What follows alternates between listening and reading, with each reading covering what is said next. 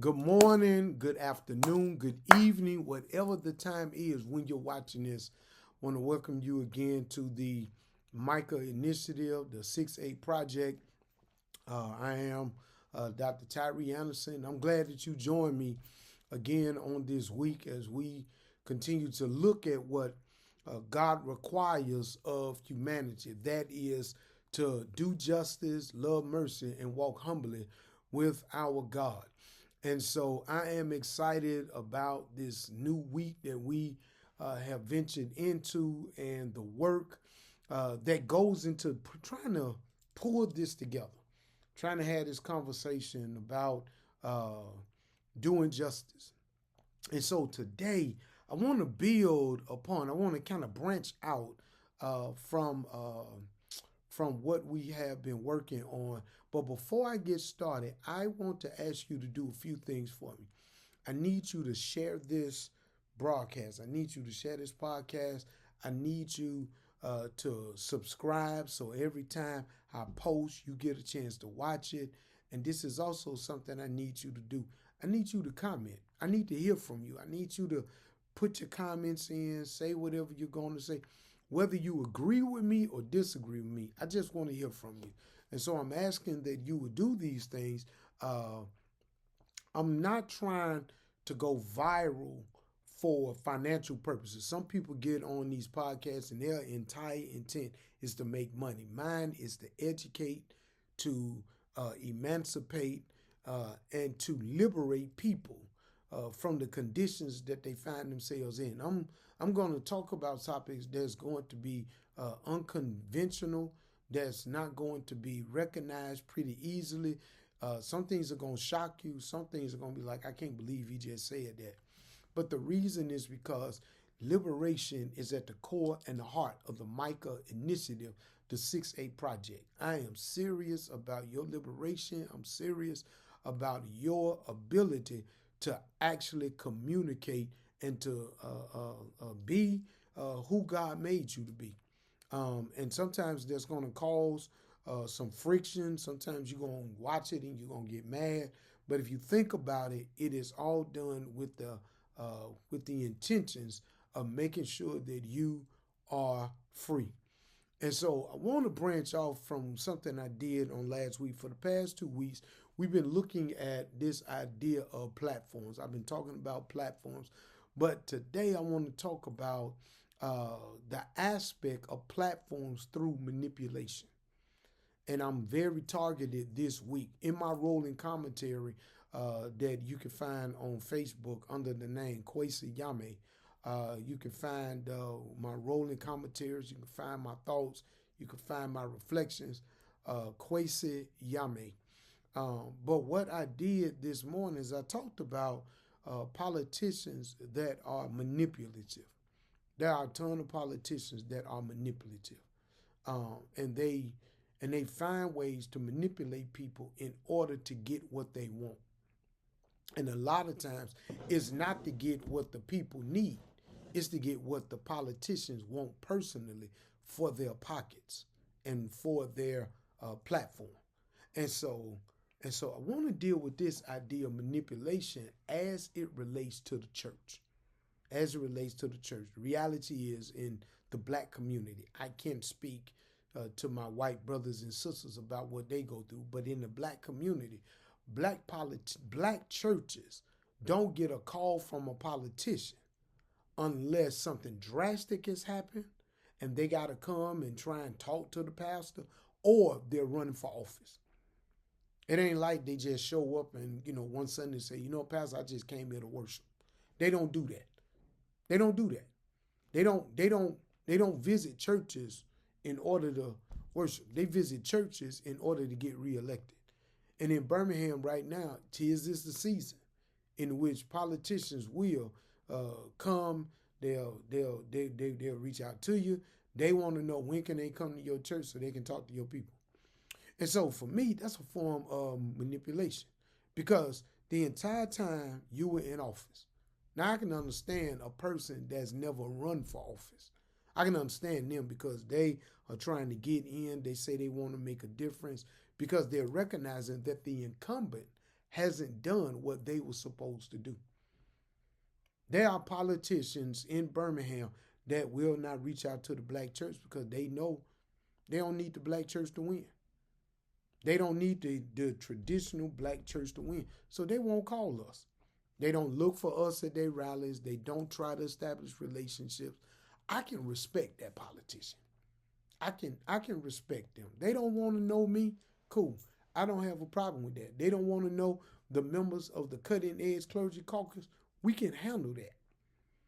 But I'm talking about the ones that are in office, that have come by before when they were brand new politicians, and a word or two to a few members, get the word out, hey, I like this person, so on and so forth, and they win, and they always forget where they came from, and they forget which side of their bread is buttered. I'm telling you, it always happens. They get into these positions, especially here in Alabama. In New York, when I talk to my friends and my colleagues in New York, yeah, don't no politician make no move until they talk to them pastors. Here, they make every move, and then when we start saying something, then they start getting mad, saying, well, you stay over there in the church. We gonna stay over here with this. As if God is not involved. Then they got the unmitigated gall to say that they are a Christian. It's manipulation. Well, what exactly is manipulation? Manipulation is being able to handle or control in a skillful manner. They're able to manipulate. They're able to control. Because, see, this is the thing about it. Many of them won't come to worship. I'm impressed with those that come to worship. They won't come to worship because they say, I got my own church to go to. Well, tell your own church to vote for you. Have your church vote for you. Have all them people in your church vote for you, and you go ahead and see if you win. You're not serving in a ministry capacity. It ain't like you got to preach. You could pick a Sunday that you probably ain't in the choir, or you're not standing on the door, or you're not doing. You could pick a Sunday to go and start visiting some of these churches. And if you know you're going to run, what you do is you visit them months in advance. You don't wait until the election season. But instead, many of them wait until the election season. They wait until it's time for them to go ahead and get all of this going. And what you discover is that they are more interested in winning than they are in helping the people. We got all kind of chaos and craziness going on in Birmingham right now. We got people. I got word. Because I'm going to go back to this word manipulation. Because manipulation indicates that there's a level of control or influence cleverly, unfairly, and unscrupulously. You're unscrupulous. You're a snake. And manipulation is equated to witchcraft. So you're trying to put a spell on people, promising them that you're going to do this. And you're going to, watch this, you're going to stand in the house of God and lie blatantly so you can win. You're going to come to the house of the Lord. You're going to lie so you can win. You can't get any more wicked than that. That's wicked. That's wicked. Manipulating. Moving people by the sleight of hand. You manipulating. I was told by someone that for somebody running for the mayor of Birmingham, and I know this person gonna watch this. Be careful what you say because words get back because you don't know who. This is what they said. We're going to go to First Baptist Church at Inslee last. Why? Because we already got them. We ain't worried about that. They're going to vote for us. really, when you haven't done anything for this community, we just gonna put you in position. You ain't you you you haven't you haven't visited except when it was an election season. You haven't called the pastor to see how the pastor doing.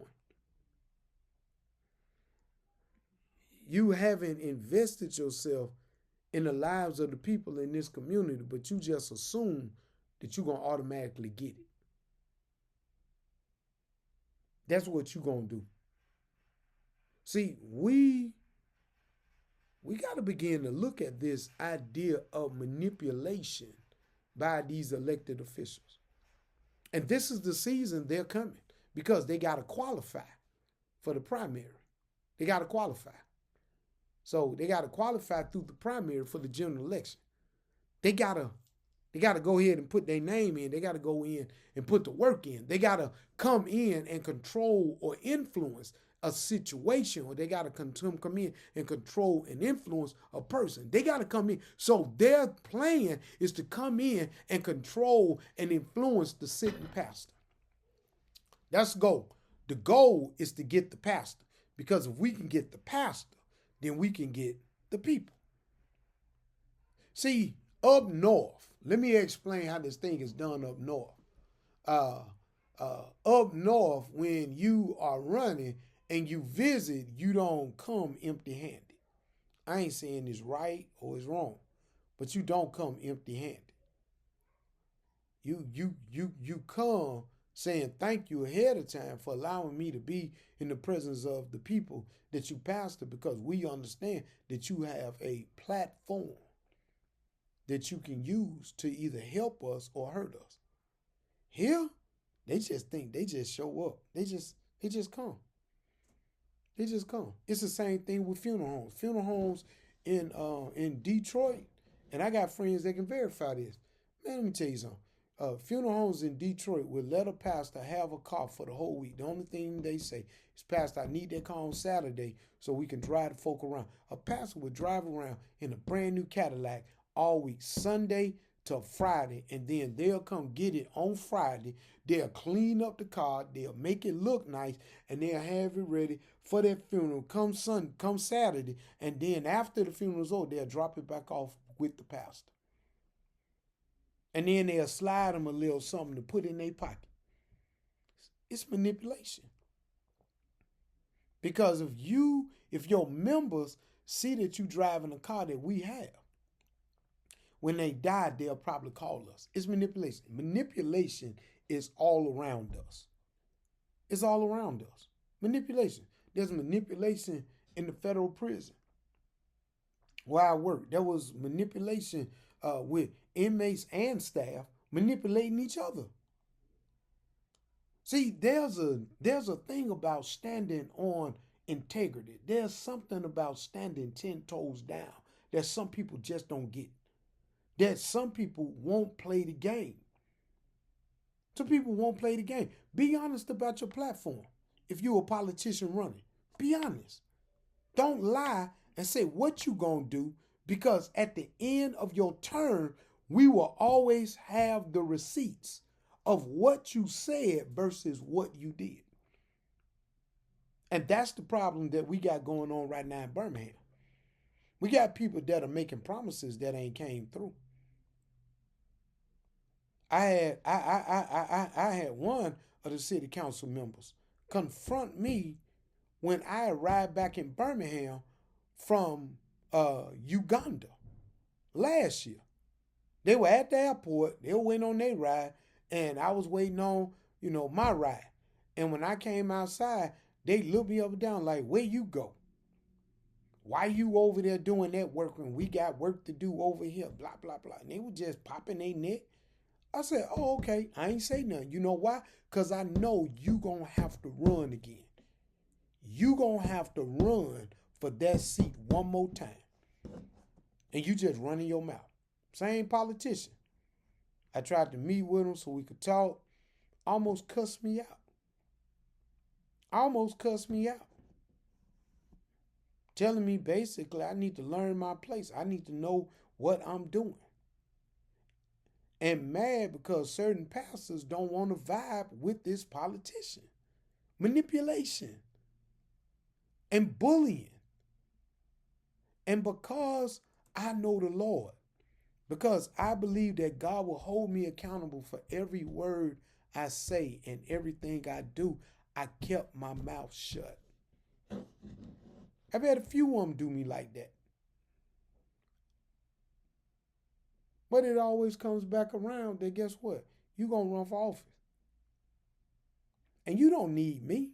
You just need to come in and look like you care about the people. That's manipulation. And so when you start look at this idea of the origin of the word, it's a 19th century word, meaning back formation from manipulation. I mean, it's this whole idea that as you manipulate, as you engage in manipulation, you manipulate, therefore you engage in manipulation. And manipulation is the action of manipulating something in a skillful manner. You're cool at using your words. You're smooth at the way you approach. You say honey and baby. You manipulate. You manipulate. And what you're doing is you're engaging in activities that can be detrimental to other people. It's a scam. It's a scam. And so pastors here in Birmingham, a lot of my brothers and sisters, because there's some women pastors here too, they get so upset when election season comes. I mean, they get beside themselves because they agreed in an earlier form to help this person, only for this person that they are supporting to turn against them. They ain't helping the community, but they say, you can come to this dinner party I'm having, or you can come to this function. You know, I got some tickets for you. You can come and you can be with us. You know, that's what you can do. And so what happens is they wind up going, they wind up enjoying themselves, and then the favors come due. Favors come due. My father in the ministry, Lee Arthur Earl, and my pastor, Dr. R.B. Holmes, and my local pastor, Dr. Matthew V. Johnson, all understand the political game. And they all have talked to me and helped me to understand this is how this game works. This is how this game works. Even when it appears to be non-political, it's still political. It's still political. And because it's still political, you got to be able to keep your eyes open so you can see every move that's taking place. Everything. Everything. Somebody want to have lunch with you, that's an elected official. It's political. It's a political move. They ain't just saying, hey, let's just get lunch. Unless y'all were friends years before and y'all been friends forever, then that may be legit. But if they ain't never asked you for lunch before, they got something going. Look, there are people, and to think about it, let me say this. It's not just politics in the secular world, politics in the church world. That's the other thing you got to remember, is that the church is a political beast. The church is a political entity because the moment that Constantine called together those people in order to establish a better faith about Jesus and take it out of the hands of those that had houses that were churches, church houses, those that were literally on the run, trying to so-called save those that was going to the Colosseum. The moment Constantine got involved is the moment that the church became a political entity. And therefore, there are two churches. You got the secular church and you got the Church of Jesus Christ. Those are the only two. Those are the only two. And what we find today with those that are supporting a nationalism agenda coming out of the church, they are in support of the secular church. I heard a guy today on YouTube preaching, white guy. I heard him on YouTube today, and he said that if you vote Democrat, then you can't be a Christian.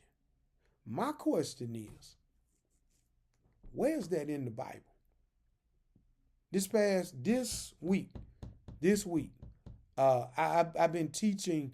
I had a class for the Congress of Christian Education for the Peace Baptist District Association, Peace Baptist District Missionary Association, where I serve as the first vice moderator. But I'm a teacher for our local association. And and I began to explain to my students in my evangelism class. I want you to get this. So I'm teaching evangelism, and many of them want to be able to evangelize the younger people, so on and so forth. So I'm talking to them about strategies and ways to approach. And if y'all need more training, let me know so I can pull something together so I can get y'all some training so y'all can use this social media. Because no matter your age, you can become a content creator. You can create content to evangelize. You can do that to talk about the kingdom of God. You got all that. So I started talking to them about the importance of testing. Testing. Everybody got something to say. Everybody talking. Everybody got something to say. Here's how you shake it out. Here's how you shake it down and shake it out. Here's what you do. You ask this question. Please provide me book, chapter, verse. Because see, a lot of this stuff these folk are saying, you ain't going to find it in your Bible. They made it up. It's part of their historical, traditional garb that they're trying to hold on to that's not rooted in the text. And so for this guy to say that that you can't be a Democrat and be Christian, my question is, where is that in book, chapter, verse? Show me that in the Bible. But he can't. You know why? Because he is engaged in manipulative activities.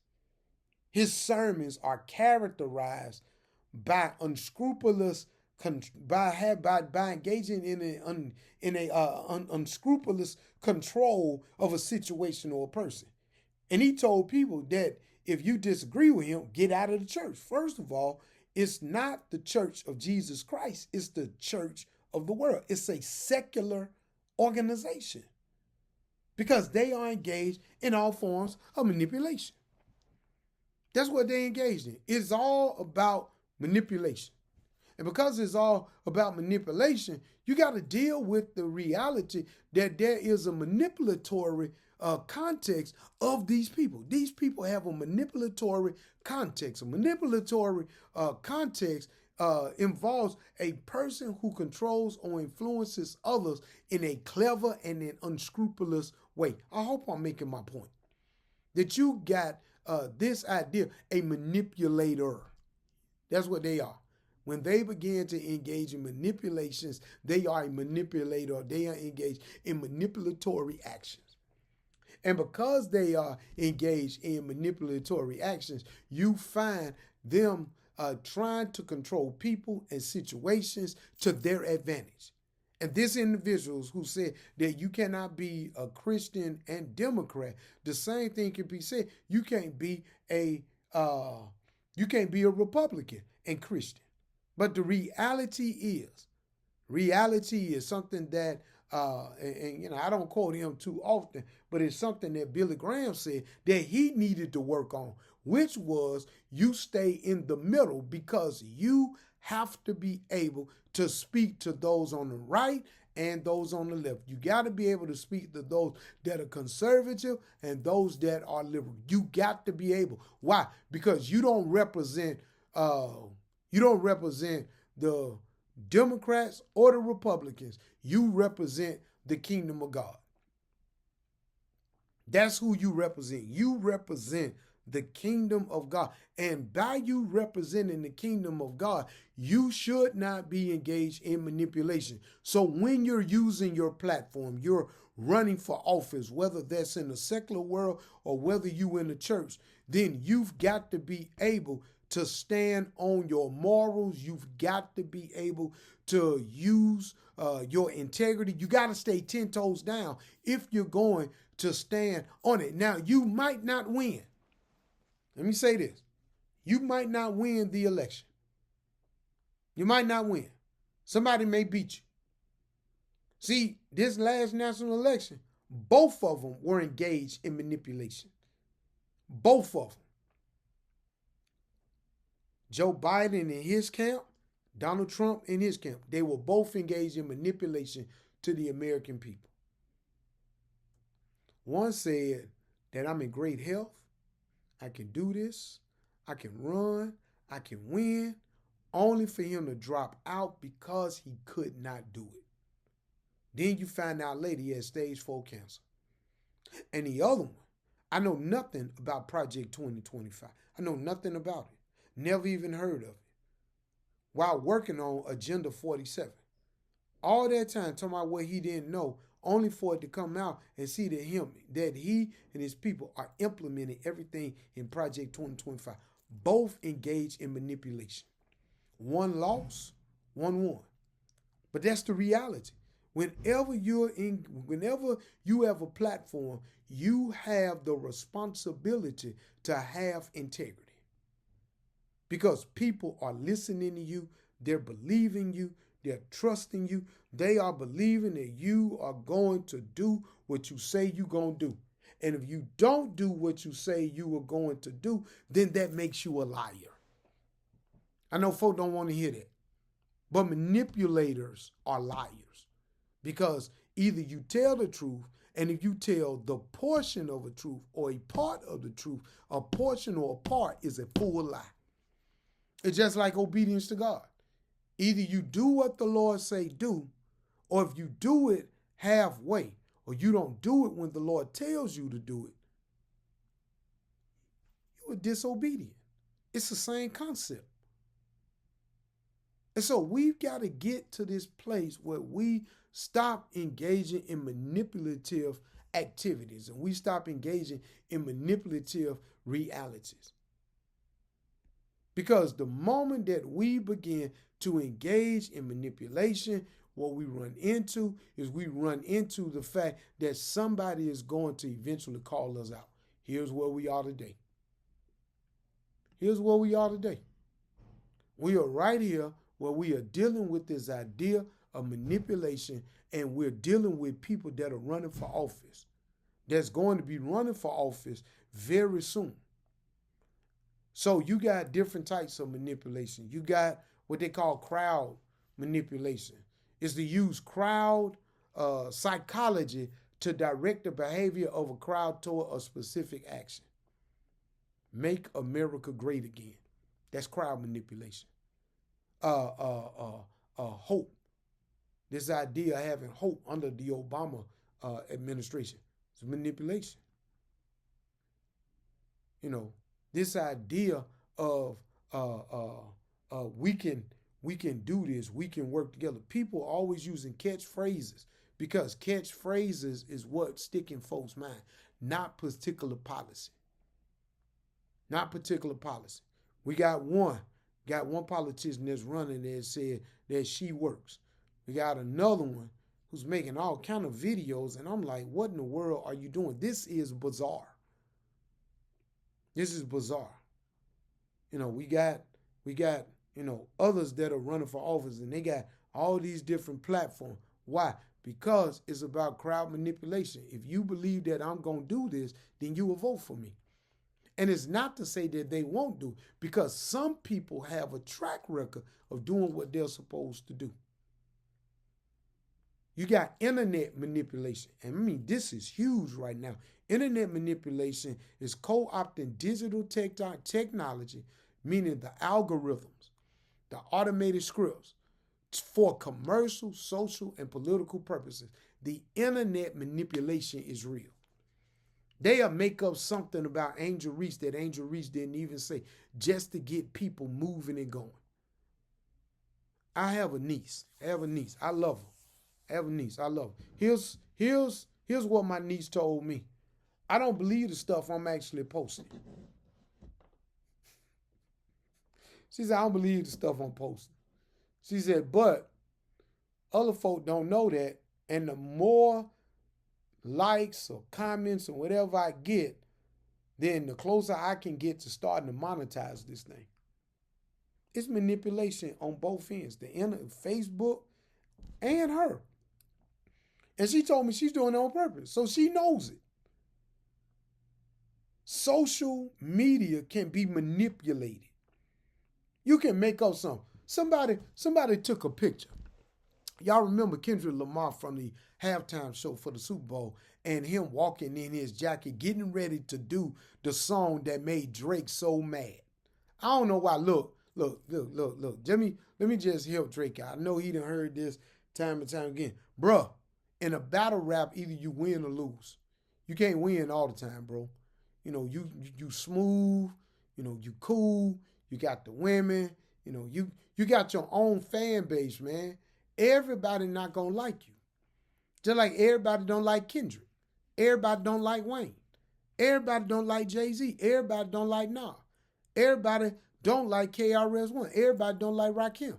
Everybody don't like Cardi B. Everybody don't like Megan Thee Stallion. Everybody don't like Dirty Red, Sexy Red. All these folk. Redhead Kingpin. No, everybody don't like all these rappers. So you can't get mad. But here's what they did. They took the image of Kendrick Lamar and put Elon Musk in it. He said, I'm about to pop out and show. Y'all know the song. It's manipulation. It's manipulation. This fight between the president and Elon Musk, it's going to get even dirtier and even more dirt going to come out. All this stuff is starting to come out because they manipulated each other and now they're at the end of their manipulation. You got media manipulation. They did this when they had the show The Apprentice. This man has had failed businesses after failed business, but they marketed him as a successful businessman, and he parlayed that into becoming president of the United States. I ain't gonna lie, that's brilliant. It's manipulative. And ABC helped to make that happen because they were the ones that had to show The Apprentice. What is media manipulation? Media manipulation is creating an image or an argument in the news that favors partisan interests. And so he used his showtime at The Apprentice to court to the Republicans in order to create partisan interest. I mean, look, no news is bad news. Any news is good news. Any news, whether it's good or bad, is getting your name out there for people to take a look at you. Then you got what happens in Wall Street. Here you go. It's called market manipulation.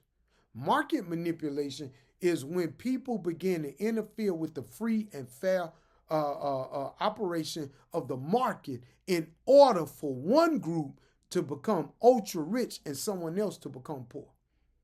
We saw that with the first time talking about these tariffs and all these other things that was taking place. Market manipulation. Money started losing.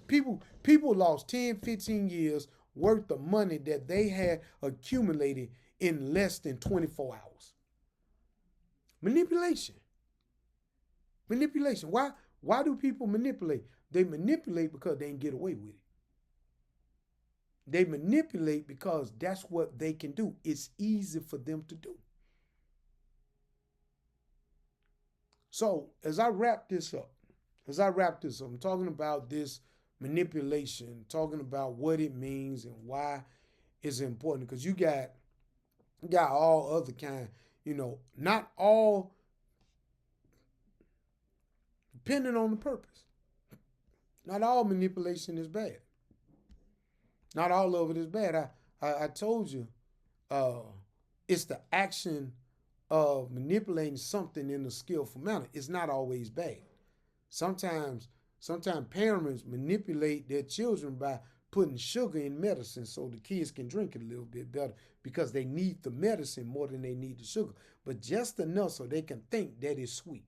That's manipulation. Not all manipulation is bad. Manipulating someone that's working out in a gym and they are almost at the last set and the trainer is trying to get them to push through for another set, and they ain't got no energy. So what the trainer would do is, if they're doing a bench press, the trainer will act like they are actually helping to push it up some, when in reality that person is really doing. That's manipulation. Not all manipulation is bad.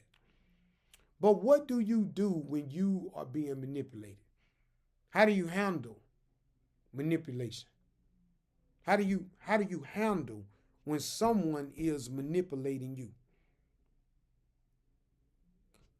I want to give you 3 things that you need to do. First thing you do is you call them out on it. You let them know, I know you're trying to manipulate me. I know you're not telling the truth.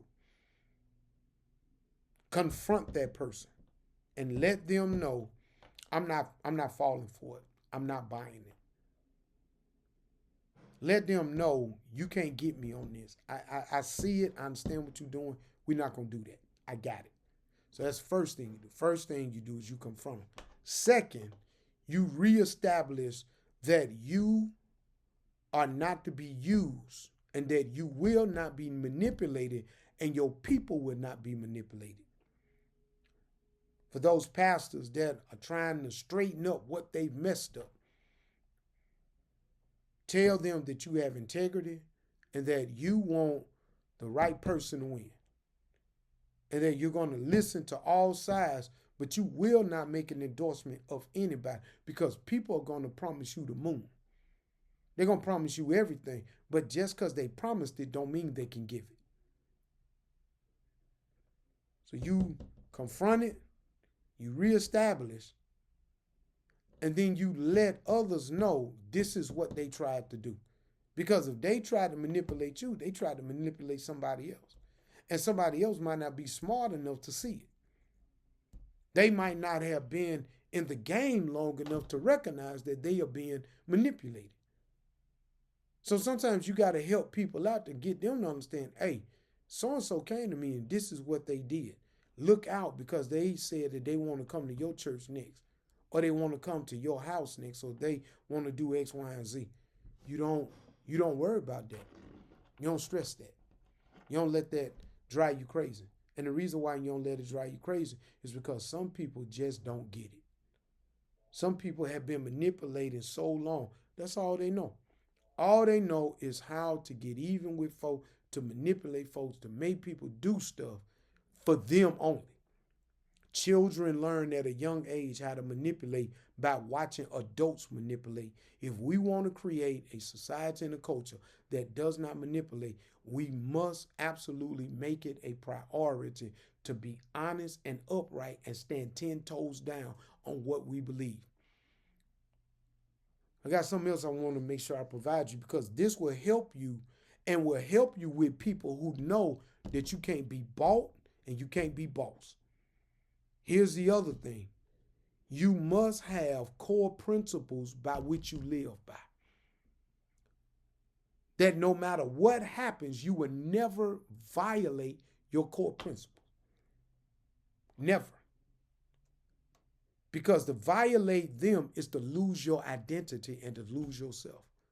So, what I want you to do, if you don't mind doing it, because I want to try and help you, what I want you to do is I want you to put down 5 core values that define who you are. If it's integrity, if it's fellowship, if it's love, whatever it is, whatever your 5 values are, write those 5 values down.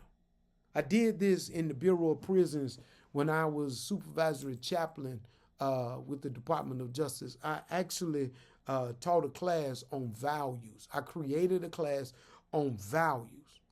And in that class on values, I had all these women, and I was teaching them the importance of values, that whenever somebody tries to get you to violate your core value, that's somebody you don't need to be with. Whenever somebody's trying to convince you to engage in some manipulative activity that violates your core value, you need to separate yourself from them. Listen to me. I want you to write down these values, because this is what's going to keep you. This is what's going to maintain you. This is what's going to hold you. You will not be able to outrun your values. And if you don't have values, begin to think about the kind of values that you want to have. Start thinking about your values. Start thinking about what you want to be known for. I just give you two of mine. Two of my values are truth telling and honesty. And that bothers some folk. Because when you start being honest as a truth teller, you tell folk, I see what you're doing. I see exactly what you're doing. I've had 3 phone calls from chief of staffs, people that's running campaigns in Birmingham. They want to know what time service start. I said start at 11. Can we come by? It's the church. You can always come by. Notice, I'm honest and I'm telling the truth. Will they be able to speak after your sermon? I said, absolutely not. Absolutely not. I said, Sunday worship is for worship. And you worship until the benediction. The benediction means that's the end of our worship service. Now you can go on with your other activities. You don't stand up and preach after because people still ain't got the benediction. But you're free to bring your material.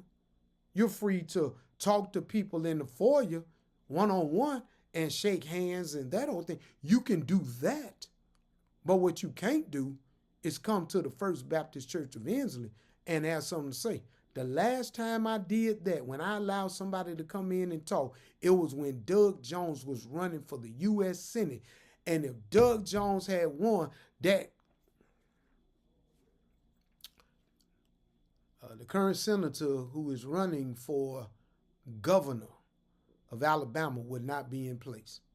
And the stuff that he's done since he's been in Washington, he intends to come to the state of Alabama and do the same thing. You've got to begin to look at it and say, what are my core values and what will I stand by and what will I uphold? Manipulation can be used on any platform. Don't allow your platform to be used for manipulation. Be honest. You can be truthful in love, but be honest and truthful and demonstrate that you have integrity. Demonstrate that you are a child of God. And as a child of God, you are able, watch this, as a child of God, you are able to uphold the banner that allows us to tell people that there is a living Savior for this world today.